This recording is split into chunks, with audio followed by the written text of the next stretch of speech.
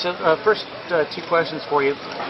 What is it like being here and being at the point where you're getting inducted into the Astronaut Hall of Fame? Well, first of all, I'm just very deeply honored. There's probably no other event that would be so special to someone than to be recognized by their peers. So humbled, but very honored. And also, what inspired you when you started to get from when you were a child to this point today? What was the biggest inspiration? I think it's a culmination of inspirations. First of all, I was fascinated when I was 8 or 9 by the night sky and the Milky Way. We were also starting to explore space.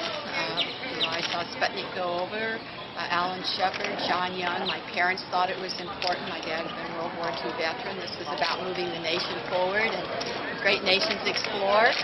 I was also reading, so science fiction like Jules Verne and H.G. Wells. And when we finally had a TV, I was watching Flash Gordon. So you bring all those things together, and it was just exciting to me, and still is. For me, it was never about work. It was about a passion and a dream and helping to serve our country to move forward. During your 5 missions, what sticks out? What memory do you keep with you? Oh, 5 missions and 50 days. There's so many memories.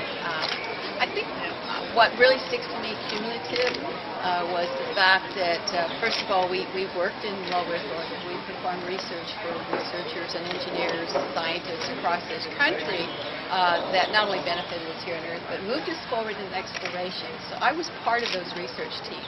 And I felt a tremendous amount of pride in working with universities and companies to do that. But the other part of being there is looking out the window and looking at the Earth, seeing it's a magnificent planet.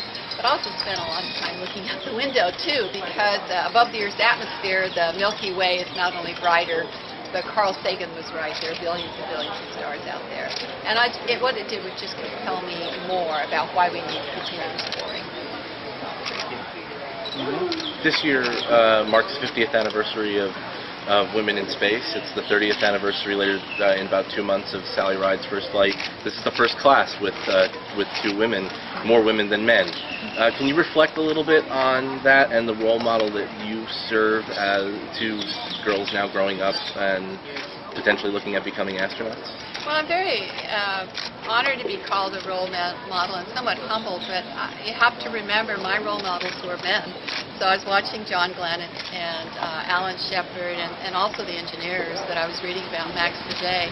And what I really am proud about is that our country decided that it was important to include women in the exploration of space. And number 2, what I tell young girls is that if you want to be first, if you want to move forward, don't just look for people that look like you. Have the courage, have the knowledge to move forward on your own.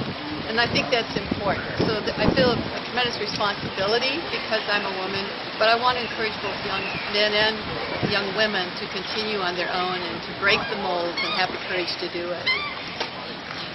One more question.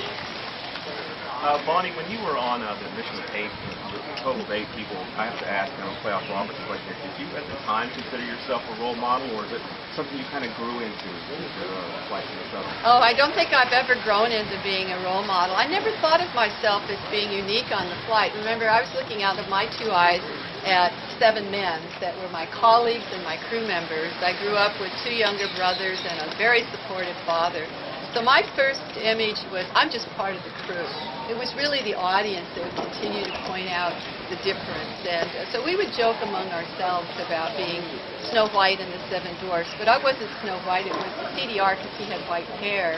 And so, it was really the people that were looking at it. I was just very fortunate to be with 5 Americans, 2 Germans, and a Dutchman on a tremendously interesting flight. Thank you so much.